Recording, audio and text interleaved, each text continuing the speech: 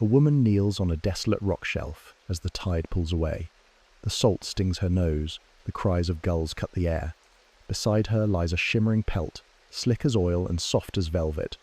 She drapes it across her shoulders, and in that instant, she is no longer human, but seal, sleek and silver, sliding into the waves before her husband can stop her. The sound he hears last is not her voice, but the bark of a grey seal echoing over the surf. Tell me where you're watching from and what time it is there. Drop it in the comments. If you're into this kind of deep dive, tap like and subscribe.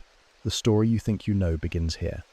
A fisherman walks the cliffs at dawn and sees women bathing in the moonlight, their skins folded neatly on the rocks. He steals one, hides it in his cottage, and claims the woman as his wife. Years pass, children are born. But the day comes when the skin is found again. The woman vanishes back to the sea, leaving husband and children crying on the shore. In Orkney, they call her the Selkie. In Shetland, the grey Selkie of Sule Skerry sings her farewell. In North Uist, the Macodrum family swears never to harm a seal because one of their grandmothers swam away in just this way. This myth matters because it is more than a tale of shapeshifting. It is about captivity and sovereignty, about how fragile the line is between the human world of crofts and hearthfires and the untamed world of sea rocks and seals. For centuries, islanders have told it not as a fairy story but as memory, genealogy, taboo. To hear it is to glimpse what island families thought about marriage, freedom, and loss. But how old is it, really? Scholars like Walter Traill Denison wrote it down in the late 19th century, and Francis James Child included the ballad The Grey Selkie of Sule Skerry in his vast collection of English and Scottish popular ballads between 1882 and 1898. Earlier still, the word Selkie itself, spelled Selchi or Selch, turns up in Scots texts of the early 18th century, rooted in the Old English seal, meaning simply seal. That gives us at least 3 centuries of traceable usage. Yet the garment theft motif, the act of stealing a woman's skin or cloak to bind her, is far older, with parallels in Eurasia stretching back more than 1600 years. Imagine the croft interiors of Orkney in the 1850s, peat smoke drifting across a low room, iron keys hung over the lintel, fiddle scraping against the boom of surf outside. Here, in this setting, Denison wrote down the Goodman o' Wasteness, the tale of a man who hides a Selkie's skin. His wife serves him faithfully, raises their children, until one day a misplaced hint reveals the hiding spot. She takes her pelt, turns from the hearth, and walks into the sea. A century earlier, islanders had reported seeing Finn men in kayaks, Inuit hunters driven across the Atlantic by wind or current. Their sleek crafts, their seal garments, blurred in local memory with these stories. By the time Denison wrote them, folklore and eyewitness had already fused into myth. So here's the hook. Was the Selkie ever just a seal? Or was it a memory of encounters with Arctic voyagers, a way of processing real strangers on the waves? George Brand in 1701 suggested so. Later euhemerists claimed the Selkie was nothing but a distorted account of a real people in sealskins, but others insist the myth's power lies not in borrowed history, but in the symbolism of captivity, desire, and loss. The cliff we stand on now is precarious. On one side, the sea wind of poetry and oral balladry. On the other, the dry paper trail of antiquaries and collectors. When the ballad of Sule Skerry speaks of Norway lands, is it an echo of Viking-era sea routes or a poetic flourish? And when modern films like Song of the Sea retell the story for children, what has been erased, the theft, the coercion, the sense of violation? The Selkie slips through your grasp just as she slips back into the sea. You may think you've caught the shape of her history, but what if the real story is not about her at all, but about the people who told it, and what they feared losing on the rocks of Sule Skerry? The earliest printed ballads and tales are only one part of the trail. In the next section, we follow that trail back through the collectors, the antiquaries, the broadsides, and chapbooks that preserved or distorted the Selkie myth. Who first wrote it down? How did oral song turn into print? And what secrets did the Victorians scrub away when they made these stories safe for their children's shelves? Picture the storm-beaten Skerry of Sule, 60 kilometres west of Orkney mainland. The gulls wheel above, the rocks gleam black with wrack. In this lonely place, a voice rises a ballad sung in a lilting minor mode. In Norway lands there lives a maid, begins the grey Selkie of Sule Skerry. The singer's tone is mournful, prophetic. The Selkie admits he is father to a child, but warns that both he and the boy will one day fall to a hunter's gun. The ballad lingers not on romance but on doom. This is where the paper trail begins. Francis James Child, the Harvard professor who assembled his monumental English and Scottish popular ballads between 1882 and 1898, numbered it, Child, 113. His editions compiled earlier broadsides, one circulating as early as the 1850s. The text itself is rooted in Shetland song, carried by island singers long before it was inked. By the time Child fixed it in print, it was already a living fossil, a song that had floated across northern waters for generations. Why does this matter? Because once folklore is written down, it stops changing so freely. A song that once shifted with every voice was now frozen in black type. And when the Victorians printed folklore, they reshaped it. Tragedy was softened, eroticism masked, violent curses trimmed. The raw edges of the Selkie were sanded smooth for parlours and drawing rooms. Walter Traill Denison, an Orcadian farmer's son, recorded another classic, The Goodman o' Wasteness, published in the Scottish Antiquary in 1893. His prose tale describes a man stealing a seal skin, marrying the transformed woman, and losing her years later when she discovers it. Denison insisted he was preserving what he had heard from crofter storytellers, but even his version bears the hallmarks of 19th century moral tone, emphasizing patience, duty, and inevitability. Broadside culture helped spread these tales beyond the islands. Cheaply printed sheets sold in coastal towns carried stories of Selkies, Merrows, and other seafolk. A fisherman in Aberdeen might read of the Grey Selkie, alongside a ballad of shipwreck or Jacobite lament. This democratized folklore, but it also standardized it. Variants that once diverged wildly across Orkney, Shetland, and the Hebrides began to converge under the weight of print. Yet oral tradition persisted. In North Uist, the Macodrum family maintained its taboo against killing seals, said to descend from a seal wife ancestress. In the Faroes, the story of Coppaconan, the seal woman of Mikladalor, was fixed to a cliffside, where locals still point to the cove where she slipped into the sea. And in Iceland, anthologists like Holmanson recorded the seal woman who left fish and shells for her children after escaping her captivity. These stories travelled along Norse and Gaelic seaways, oral highways that bound together islands across the North Atlantic. Consider the year 1701, when the minister Martin Martin published his account of the Finn men, Inuit kayakers, sighted off Orkney and Shetland. By 1701, the Scots term Selkie was also in print, meaning simply seal. The convergence is telling. Sightings of real Arctic seafarers, the everyday presence of grey seals, and oral tales of women bound to men by stolen skins all braided together in the island imagination. Here's where the twist comes in. The more folklore was collected, the more it was curated. Editors like Child and Denison framed their material for readers far from the sea. They chose which versions counted as authentic, which words to preserve, which to clean. What did they leave out? The sexual undertones of women bathing unclothed on the rocks, the darker implications of abduction. The filicide hinted in Child 113, where the Selkie predicts the death of his own child. All of these were minimized or erased in children's anthologies and later retellings. Imagine a Victorian nursery book, a Selkie maiden depicted as gentle and sorrowful, her abduction softened into courtship, her return to the sea framed as wistful rather than desperate. This was folklore remade into moral parable, fit for family reading. The rough edges of island life, harsh seas, hunger, taboo were lost in the process. But the paper trail itself is invaluable. Without Child's careful collation or Denison's note-taking, many of these stories might have vanished entirely. Their work preserved the bones of the myth. The flesh, however, was often stripped away. So we are left with a paradox. The Selkie myth exists for us largely because Victorian collectors froze it. Yet in freezing it, they also reshaped it.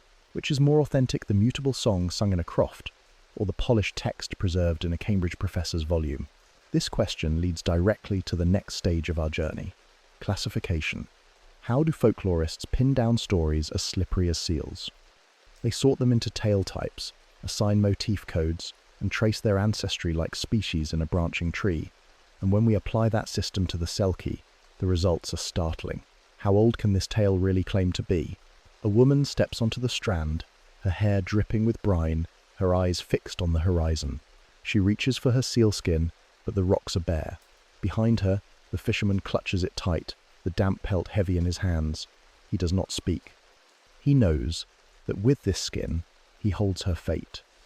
In folklore terms, this moment is the fulcrum, the theft that binds her to the human world.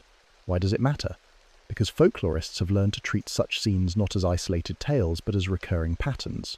They catalogue them, they map them, and when the Selkie enters this system, her story lights up with ancient codes. In the Arne Thompson Euther classification, the great taxonomy of folk tales, the Selkie belongs under ATU 400, the man on a quest for his lost wife.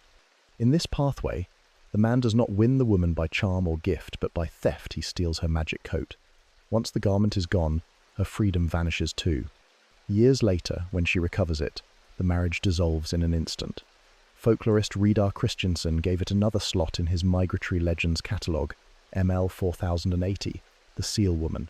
These codes place the Selkie alongside a family of stories that stretch across continents. Drill down further, and the Thompson Motif Index tells us what pieces the story is built from. D361.1, the Swan Maiden, whose feathered robe is stolen. Cone 1335, wooing by stealing the clothes of a bathing girl.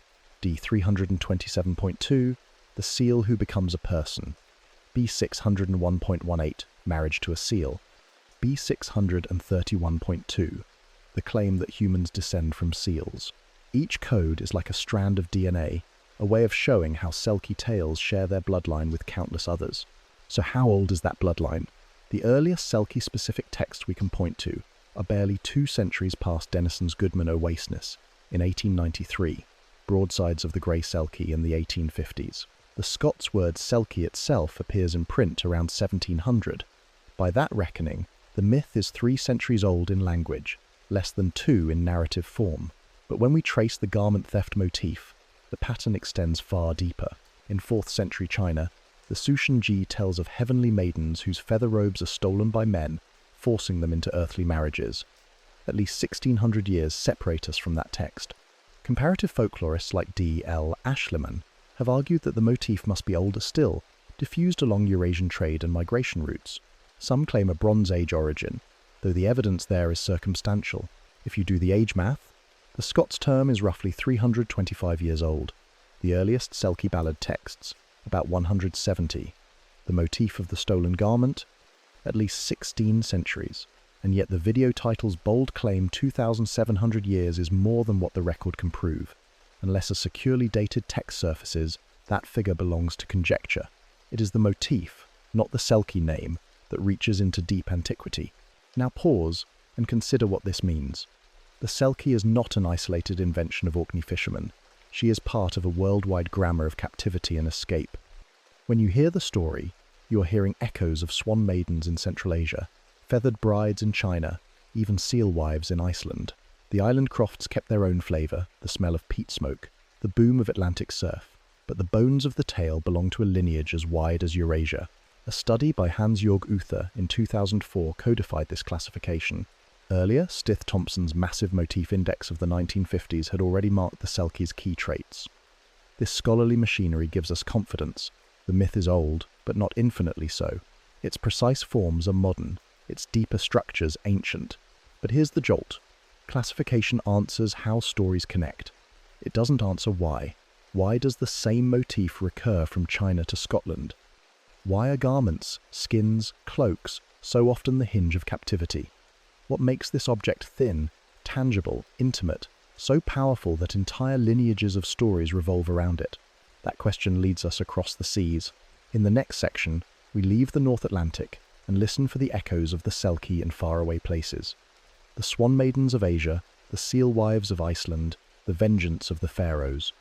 Could it be that all these tales are fragments of one ancient human anxiety, that freedom can be stolen as easily as a cloak left on the rocks? The fire crackles in a Hebridean longhouse. Outside, the sea pounds the shore. A grandmother tells children that their clan descends from a seal woman. She left when she found her skin, but her children stayed, and so no MacCodrum would ever dare kill a seal. The taboo lives on, stronger than any written law. Why does this matter? Because the Selkie story is not confined to Orkney and Shetland. It reverberates across cultures, carried by seaways, kinship ties, and shared anxieties. Each echo reveals something about how far the myth has travelled and what each place chose to remember. Take Iceland. In anthologies collected by Hallmundsson in the late 20th century, the seal woman hides her dual life. She raises children with a human husband until she discovers her skin, tucked away. She vanishes into the surf but leaves fish and shells for the children on shore. It is a softer ending, still tragic, but threaded with care, a mother providing across worlds. Travel to the Faroes, to the village of Mikladalur. There, locals point to a cliff and a cove where Kopa Kanan, the seal woman, once slipped into the sea. She had been captured, her skin hidden, until she found it. Freed, she swam away, but later returned in vengeance when hunters killed her sealkin. The detail is striking. This tale fixes itself to a landscape, anchoring myth to stone. Walk the cliff path today, and you stand in the place where story and geography merge. In North Uist, the Macodrum story ties the Selkie motif directly to genealogy. The seal wife's descendants are human, but the family carries her mark. They refuse to hunt seals, insisting that blood remembers. This is folklore serving as origin myth, explaining real taboos, giving them divine authority. And beyond the North Atlantic, the echoes grow stranger. In the Sushenji, compiled in 4th century China, a man steals the feathered robe of a celestial maiden. She cannot return to heaven without it, so she becomes his wife. Later she recovers the robe and ascends. The surface details differ.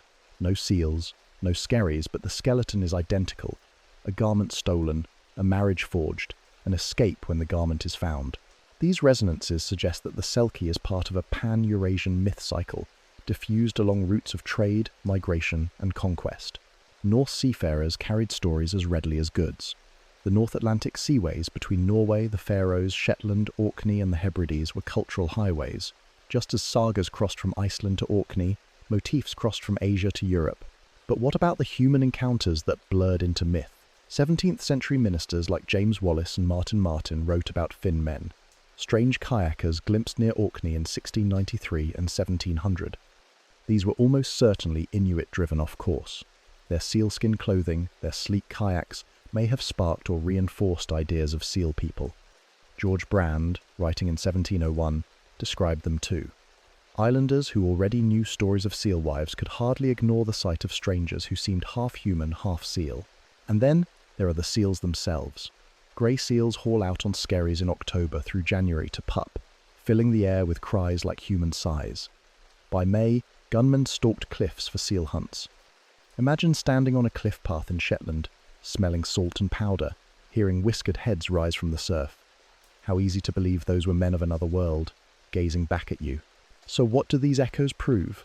That the Selkie myth was never static, never local. It grew by borrowing. It adapted to the fears of each shore. In the Faroes, vengeance. In Uist, kinship. In Iceland, maternal devotion. In China, celestial separation. Always, though, the hinge is the garment. Without the skin, without the robe, the otherworldly bride is trapped. But here's the deeper question. Why the garment? Why does captivity so often hinge on cloth, feather, fur? What is it about a removable second skin that resonates across continents and centuries? In the next section, we turn from history to symbolism. The Selkie's skin, the 7-year cycles of separation, the duality of sea and land, these are not just details. They are keys to understanding why this myth endures and why it still feels alive when seals lift their heads in the surf.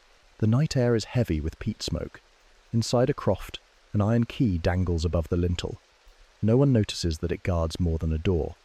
Hidden behind stone, wrapped in cloth, lies the Selkie's skin. It looks like nothing more than a seal's pelt, but to her it is everything. Freedom, identity, return. Without it, she is trapped. Why does this matter? Because the Selkie's skin is not just an object in a story. It is a symbol, a vessel of meaning. In Orkney and Shetland lore, the theft of the skin signifies captivity in marriage. To hold the skin is to hold sovereignty over another person, and to recover it is to reclaim the self. Scholars like McIntyre in 2002 have stressed this. The garment is autonomy, the right to leave. Think of the dual worlds the story moves between.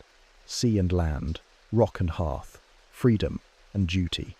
The Selkie embodies liminality, slipping between forms, inhabiting thresholds.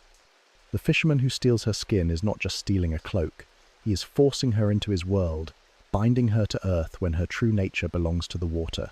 That duality mirrors island life itself, balanced between waves and soil. Some versions stress cycles. In ballads, 7 years is a recurring interval the Selkie may promise to return after 7 years, or the marriage lasts that long before collapse. 7, a number of fate, underscores inevitability. It is not chance but destiny that the Selkie eventually returns to the sea. The motif resonates with island rhythms, tides, seasons, migrations of seals and fish. Gender is written into the symbolism too. Male Selkies often appear as transient lovers, paying gold for upbringing but never staying. Female Selkies, by contrast, are bound to the location of their skins. Their agency is circumscribed. Freedom depends on whether the husband conceals or reveals. This asymmetry mirrors 19th century island society, where women's mobility and choice were often restricted by marriage and property. The ballads encode geography as well. In the Grey Selkie, the Norway lands are invoked not as literal cartography, but as poetic shorthand for sea-roving masculinity, contrast to the domestic Orkney shore. The Selkie belongs to the liminal edge, while the fisherman embodies rootedness. The tension between them is not just personal but cultural. And consider the seal itself. Grey seals, Halicoeris grypus, the pup on remote skerries in autumn and winter. Their cries in the night are eerily human, a chorus of moans and sighs echoing across the water. To coastal listeners, these were voices of kin, half human, half beast. The animals became living symbols of the boundary between species. Killing them, then, was never just hunting. It was fraught with taboo, as the Macodrums of North Uist believed. But what about vengeance? In the Faroese legend of Copaconan, the seal woman returns not to nurture but to curse. After her kin are slaughtered, she swears retribution, and hunters die in accidents until balance is restored. Here, the skin is not just identity, it is a covenant. To violate it is to invite supernatural justice. In symbolic terms, the Selkie tale also encodes anxieties about marriage itself.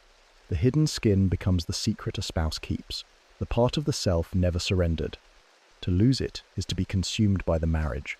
To find it is to reclaim individuality, even at the cost of family. This symbolism has made the tale enduringly modern. Films like The Secret of Roninish, 1994, and Song of the Sea, 2014, reframe it as a story of heritage and identity, still tied to autonomy, still about what it means to belong. But symbols can mislead as much as they reveal.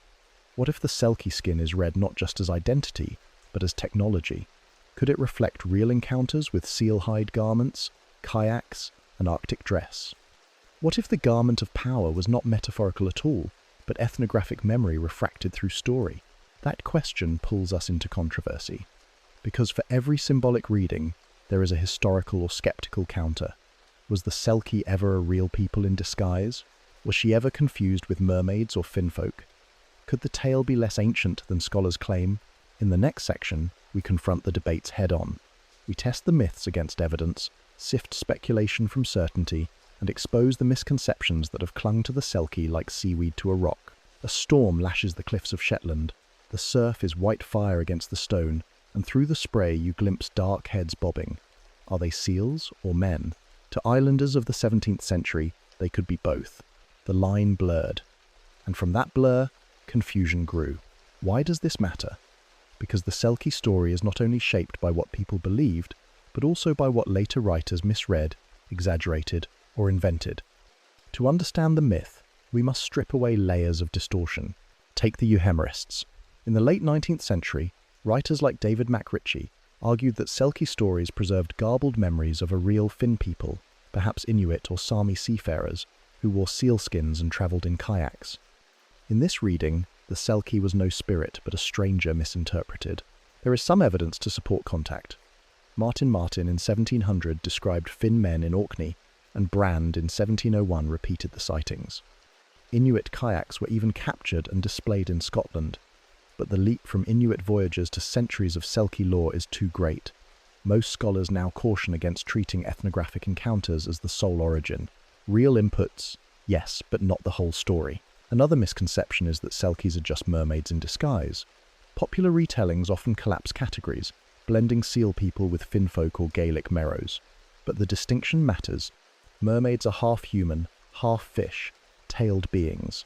Selkies are seals who shed their skins to become human. Different bodies, different technologies. To confuse them is to erase what makes the Selkie unique, the skin as removable garment. Then there is the matter of age. Folklore blogs and tourist brochures love to claim that Selkie myths are 2,000 or 3,000 years old. The truth is less grand. The Scots term Selkie appears in print around 1700. The first securely recorded tales, the Grey Selkie ballad and Denison's Goodman o' Wasteness, come from the mid to late 19th century. The underlying garment theft motif is older, certainly, attested in 4th century China, and likely spread much earlier. But Selkie lore as such cannot be pushed back beyond a few centuries with confidence. To claim otherwise is to inflate numbers without evidence. Victorian editors introduced distortions too. When Francis James Child published The Grey Selkie in the 1880s, he preserved its tragic prophecy. But in children's anthologies, the darker threads were cut away. The erotic charge of bathing women became maidens on the shore. The coercion of stolen skins was recast as gentle courtship. Even violent retribution tales like Copper Conan's Curse were trimmed for safety. Generations grew up with softened Selkies, their teeth filed down. And then there's the gender issue. Romantic retellings sometimes present the Selkie marriage as tender, even fated. But read closely. The theft of the skin is abduction. It is confinement. To gloss over that is to romanticize coercion. Scholars like MacIntyre have stressed the need to present it plainly. The myth is powerful because it is painful, not because it is sweet. Finally, accuracy matters in detail. When ballads mention Norway lands, it is poetic geography, not proof of Norwegian origin. When storytellers describe seals on the shore, they mean real species grey seals and common seals whose behaviour matched the imagery. Distinguishing those details is not pedantic. It is how we keep folklore grounded in the world that birthed it. So what remains when we strip away misreadings and exaggerations? A tale rooted in island life, sharpened by encounters with strangers, shaped by Victorian pens, but still alive with ancient motifs. It is not infinitely old. It is not interchangeable with mermaids. It is not harmless romance. It is a story about freedom lost and freedom regained. But that clarity only deepens the question. Why does the Selkie endure? Why does this myth, with its sorrowful departures and hidden skins, still resonate in films, songs, and family stories today? Why, when we see a seal lift its head in the surf, do we still feel the tug of recognition? The answer lies in the final synthesis, in the way human psychology, cultural memory, and modern art keep the Selkie alive. In the next section, we return to the present and ask why this story still matters and what secret it whispers to us across 2,700 years. The tide rises at Sule Skerry. Foam licks the black stones. A white pelt pup cries on the ledge, while somewhere in the dark a woman's voice sings. You cannot see her, but you know she is there, neither wholly seal nor wholly human, but something between. That image haunts, and that is why the Selkie never disappears.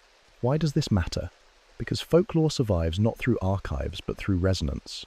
The Selkie tale persists because it speaks to perennial human fears and desires. It is about captivity, about hidden selves, about the cost of freedom. It reminds us that love can bind and wound at once, that families can fracture in ways no one intends. It captures the ache of belonging to two worlds, and the impossibility of living fully in either. Psychologically, the Selkie embodies the part of the self that refuses domestication. To steal the skin is to suppress that wild self. To recover it is to let it breathe again. Listeners across centuries have felt the sting of that metaphor. In a marriage, it may mean autonomy swallowed by duty. In a community, it may mean the pull between tradition and change. For anyone who has felt trapped, the Selkie's flight back to the sea is a dream of liberation. Culturally, the tale holds the memory of island life. Seals really did crowd the skerries, crying like men. Inuit kayakers really were sighted off Orkney in the late 17th century. Grey seals really were hunted, their bodies used for oil and leather. The Selkie myth encodes all of this, translating daily encounters into supernatural drama. When Orkney families swore not to kill seals, it was both taboo and ecological ethic. When Faroese villagers retold Copper Conan's curse, it was both myth and warning. Respect the sea or suffer. And the myth has not gone quiet. It breathes in modern art. John Sayles' film The Secret of Roan Inish, 1994, reframed Selkies as symbols of family heritage, trauma, and healing. Tom Moore's animated Song of the Sea, 2014, gave a Selkie child to a modern audience, recasting the myth as an allegory of grief and belonging. Neil Jordan's Ondine, 2009, played the Selkie as ambiguous romance in West Cork, blurring myth and realism.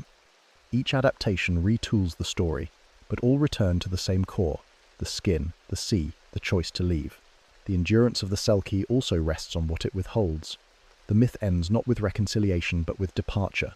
The woman finds her skin and goes. The man is left on the shore. The children straddle two worlds. That incompleteness keeps the story open. Each retelling replays the ache of separation, the inevitability of loss.